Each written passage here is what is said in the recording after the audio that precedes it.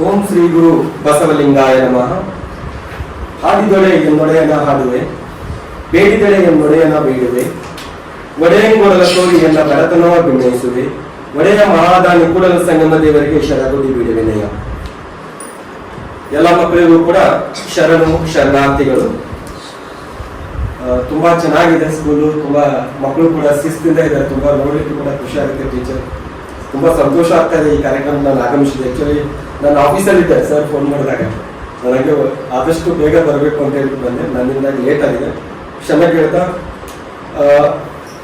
Shrimati lion ಎಚ್.ಎಸ್. Maheshwari ಮತ್ತು lion ಎಚ್.ಎಸ್. Raju Mysuru ಮತ್ತು ಅಕ್ಕ ಎಂದೇ ಎಂ.ಎ. ನಿನಾಂಬಿಕಾ ಹೆಸರಾಂತ ಸಾಹಿತಿಗಳು ಮೈಸೂರು ಇವರ ದತ್ತಿ ಅಂಗವಾಗಿ ಈ 124ನೇಯ ಶಾಲೆಗಳಿಗೆ ವಚನಗಳ ಕಾರ್ಯಕ್ರಮ ನಿಮ್ಮ ಶಾಲೆಯಲ್ಲಿ ನಡೀತಾ ಇರೋದು ನಮಗೂ ಕೂಡ ತುಂಬಾ ಸಂತೋಷ ಆಗ್ತಾ ಇದೆ. ಮಕ್ಕಳು, ನಿಮಗೆ ಇಷ್ಟೊತ್ತೆಲ್ಲ ನಾವು ಕಾರ್ಯಕ್ರಮ ಮಾಡ್ತಾ ಇದ್ದೀವಿ, ನೀವು ವಚನಗಳನ್ನ ಹೇಳಕ್ಕೆಲ್ಲ ರೆಡಿ ಆಗಿದ್ದೀರಾ. ಆದ್ರೆ ಈ ಒಂದು ವೇದಿಕೆಯಲ್ಲಿ ಶರಣು ವಿಶ್ವವಚನ ಫೌಂಡೇಶನ್ ಅಂತ ನೀವು ನೋಡ್ಬೋದು ಅಲ್ವಾ? ನಿಮ್ಗೂ ಕೂಡ ಒಂದು ಸ್ವಲ್ಪ ಅನಿಸಿಕೆ ಇರುತ್ತೆ, ಏನಿದೆ ಈ ಶರಣು ವಿಶ್ವವಚನ ಫೌಂಡೇಶನ್ ಅಂತಂದ್ರೆ ಅಲ್ವಾ? ಗೊತ್ತಾಗಿದೆ ಯಾರಾದ್ರೂ ಶರಣು ವಿಶ್ವವಚನ ಫೌಂಡೇಶನ್ ಅಂತಂದ್ರೆ ಏನು ಅಂತ? ಸೊ ಓಕೆ, ನಾನೊಂದು 2 ನಿಮಿಷ, ನಾನೇ ಜಾಸ್ತಿ ಟೈಮ್ ತಗೊಳ್ಳಲ್ಲ. ನೀವೆಲ್ಲ ರೆಡಿ ಆಗಿದ್ದೀರಾ? ನೀವು ವಚನಗಳನ್ನ ನಾವೆಲ್ಲ ಕೇಳಬೇಕಂದ್ರೆ ನಾವು ಕೂಡ ರೆಡಿಯಾಗಿ ಬಂದಿದ್ದೀವಿ ಅಲ್ವಾ? ಶರಣು ವಿಶ್ವವಚನ ಫೌಂಡೇಶನ್ ಏನಿದೆ, ಒಂದು ಒಳ್ಳೆಯ ಉದ್ದೇಶ ಇಟ್ಕೊಂಡು, ಈಗ ನೋಡಿ ನಮ್ಗೆ ತುಂಬಾ ಕಷ್ಟ ಇದೆ, ನಮ್ಗೆ ಬುಕ್ಸ್ಗಳನ್ನ ತಗೋಬೇಕು ಅಲ್ವಾ, ಓದ್ಬೇಕು, ವಚನಗಳನ್ನ ಓದ್ಬೇಕು ಅಂತಂದ್ರೆ ಕೆಲವೊಂದು ನಮ್ಮ ಭಾರತ ಅನ್ನೋದು ಹೇಗಿದೆ ಅಂದ್ರೆ ಬೇರೆ ಬೇರೆ ಭಾಷೆಗಳಿಂದ ಕೂಡಿದೆ ಅಲ್ವಾ? ಒಂದೇ ಇಂಗ್ಲಿಷ್ ಅಂತ ಲ್ಯಾಂಗ್ವೇಜ್ ಬಿಟ್ಟಿದ್ರೆ ತೊಂದರೆನೇ ಇರಲಿಲ್ಲ. ಕನ್ನಡದಲ್ಲಿರೋ ವಚನಗಳನ್ನ ಇಂಗ್ಲಿಷಲ್ಲಿ ಟ್ರಾನ್ಸ್ಲೇಟ್ ಮಾಡಿದ್ರೆ ಮುಗಿದೋಗ್ಬಿಡೋದು. ಆದ್ರೆ ಪ್ರತಿ ರಾಜ್ಯದಲ್ಲಿ ಪ್ರತಿ ಹಿಂದಿ, ಮಹಾರಾಷ್ಟ್ರದಲ್ಲಿ ಮರಾಠಿ ಇರುತ್ತೆ ಅಲ್ವಾ, ಕರ್ನಾಟಕದಲ್ಲಿ ಕನ್ನಡ ಮಾತಾಡ್ತೀವಿ, ತಮಿಳಲ್ಲಿ ತಮಿಳು, ಈ ತರ ಇರೋದ್ರಿಂದ ಈ ಶರಣ ಸಾಹಿತ್ಯವನ್ನ ನಾವು ಎಲ್ಲರಿಗೂ ಹೇಗೆ ಮುಗಿಸೋದು, ಕನ್ನಡದಲ್ಲಿರೋದನ್ನ ಹೇಗೆ ಮುಟ್ಟಿಸ್ಬೋದು ನಮ್ಮ ಕಡೆಯಿಂದ? ನೀವು ಹೇಗೆ ಮಕ್ಕಳಿಗೆ ನಿಮ್ಗೆ ಕೊಟ್ಟ ಟಾಸ್ಕ್ನ ಈ ಎಲ್ಲ ವಚನಗಳನ್ನ, ಕನ್ನಡದಲ್ಲಿರೋ ವಚನಗಳನ್ನ ನೀವು ಹೇಗೆ ಬೇರೆ ಭಾಷೆಗೆ ಅಥವಾ ಬೇರೆ ಮಹಾರಾಷ್ಟ್ರಕ್ಕೆ ನೀವು ಹೇಳ್ಬೋದು? ಕಷ್ಟ ಇದೆ ಅಲ್ವಾ? ತುಂಬಾ ಕಷ್ಟ ಇದೆ. ಹಾಗಾಗಿ ಶರಣ ವಿಶ್ವವಚನ ಫೌಂಡೇಶನ್ ಉದ್ಭವ ಆಗಿದೆ ಅಲ್ಲಿಂದ 2016ರಿಂದ ಇಟ್ಕೊಂಡು. ಸೊ ಈ ಫೌಂಡೇಶನ್ ಉದ್ದೇಶನೇ ಏನು ಅಂತಂದ್ರೆ, ಶರಣರ ವಚನಗಳನ್ನ, ಶರಣ 12ನೇ ಶತಮಾನದಲ್ಲಿದ್ದಂತಹ ಅವ್ರು ಹಾಕಿಕೊಟ್ಟಂತಹ ದಾರಿಯನ್ನ ನಮ್ಮೆಲ್ಲರಿಗೂ ಕೂಡ ಪರಿಚಯ ಮಾಡೋದು. ಅದನ್ನ ನಮ್ಮ ವಚನ ಕುಮಾರಸ್ವಾಮಿ ಅವರು ಮತ್ತೆ ರೂಪಾ ಕುಮಾರಸ್ವಾಮಿ ಅವರು ಈ ಫೌಂಡೇಶನ್ ಸಂಸ್ಥಾಪಕರಾಗಿ ಆ ಕೆಲಸವನ್ನ 2016ರಿಂದ ಮಾಡ್ತಾ ಇದ್ದಾರೆ. ಏನ್ ಮಾಡ್ತಾ ಇದ್ದಾರೆ ಅಲ್ವಾ? ನೋಡಿ ಮಕ್ಕಳೇ, ನಾವೆಲ್ಲ ಇವತ್ತು ಕೂಡ ಇಂಟರ್ನೆಟ್ ಮುಖಾಂತರ ನಾವೆಲ್ಲ ನೋಡ್ತೀವಿ, ಯೂಟ್ಯೂಬ್ ನೋಡ್ತೀವಿ, ಪಿಕ್ಚರ್ಸ್ ಗಳನ್ನ ನೋಡ್ತೀವಿ, ನಮ್ಗೆ ಏನ್ ಬೇಕೋ ಪ್ರತಿಯೊಂದು ಕೂಡ ನಮ್ಗೆ ಇಂಟರ್ನೆಟ್ ಸಿಗ್ತಾ ಇದೆ ಅಲ್ವಾ? ಸೊ ನಮ್ಮ ಕುಮಾರಸ್ವಾಮಿ ಅವರು, ರೂಪಾ ಕುಮಾರಸ್ವಾಮಿ ಮನಸ್ಸಲ್ಲಿ ಏನಿತ್ತೋ ಗೊತ್ತಿಲ್ಲ, ಅವರು ಡಿಸೈಡ್ ಮಾಡ್ಬಿಟ್ಟಂತೆ ಅವತ್ತೇ, ನಾವು ವಚನ ಪ್ರಪಂಚವನ್ನ ಅಂತರ್ಜಾಲದಲ್ಲಿ ವಚನ ಪ್ರಪಂಚ ಮಾಡೋದು. ಹೇಳಿ ಮಕ್ಕಳು, ಅಂತರ್ಜಾಲದಲ್ಲಿ ವಚನ ಪ್ರಪಂಚ ಅಲ್ವಾ? ಸೊ ಅಂತರ್ಜಾಲ ಯೂಸ್ ಮಾಡ್ಕೊಂಡ್ರೆ ಮಾತ್ರ ಇಡೀ ಜಗತ್ತಿಗೆ ನಾವು ಮುಟ್ಬೋದು, ಇಡೀ ನಾವು ರಾಜ್ಯಕ್ಕೆ ಮುಟ್ಬೋದು ಅಲ್ವಾ? ಈಗ ಇಂಟರ್ನೆಟ್ ಮುಖಾಂತರ ನಾವು ವಾಟ್ಸ್ಆಪ್ ಅಲ್ಲಿ ಎಲ್ಲ ಮೆಸೇಜ್ಗಳನ್ನ ಅವರಿಗೆ ಕಳಿಸ್ಬೋದು.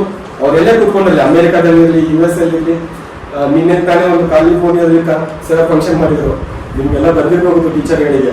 ತುಂಬಾ ಚೆನ್ನಾಗಿ ಕಾರ್ಯಕ್ರಮ. ಅವ್ರು ಸರ್ ಇಲ್ಲೇ ಇದ್ರು ಮೈಸೂರಲ್ಲಿ, ಆದ್ರೆ ಅವ್ರು ಮಾಡ್ತಕ್ಕಂತ ಸ್ಪೀಚ್ ಇರ್ಬೋದು, ಶರಣರ ತಿಳುವಳಿಕೆಯನ್ನು ಅವ್ರು ಹೇಳ್ತಾ ಇರ್ಬೋದು, ವಚನಗಳನ್ನ ಹೇಗೆ ಹೇಳಬೇಕು ಮತ್ತೆ ಅದನ್ನ ಹೇಗೆ ನಮ್ಮ ಜೀವನದಲ್ಲಿ ಅದನ್ನ ನಡ್ಸ್ಕೊಳ್ಬೇಕು ಅನ್ನೋದನ್ನ ಅವರು ಮೈಸೂರಲ್ಲಿ ಮನೆಯಲ್ಲಿ ಕೂತ್ಕೊಂಡೆ ಕ್ಯಾಲಿಫೋರ್ನಿಯಾ US ಹೇಳ್ತಾ ಇದ್ದಾರೆ. ಎಂತ ಅದ್ಭುತ ಮತ್ತೆ, ಅದು ಆನ್ಲೈನ್ ಅಲ್ಲಿ ಅಲ್ಲಿಂದ ರೆಸ್ಪಾಂಡ್ ಕೂಡ ಮಾಡ್ತಾ ಇದ್ದಾರೆ ಅಲ್ವಾ?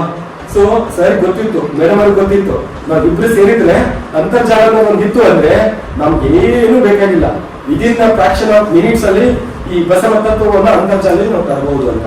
ಹಾಗಾಗಿ ಅನೇಕ ಕಾರ್ಯಕ್ರಮಗಳನ್ನ ಮಾಡ್ತಾ ಶರಣ ದಿನಚರಿ ಅಂತ ಪ್ರತಿ ವರ್ಷ ಬಿಡುಗಡೆ ಮಾಡ್ತಾ ಇದ್ದೀವಿ.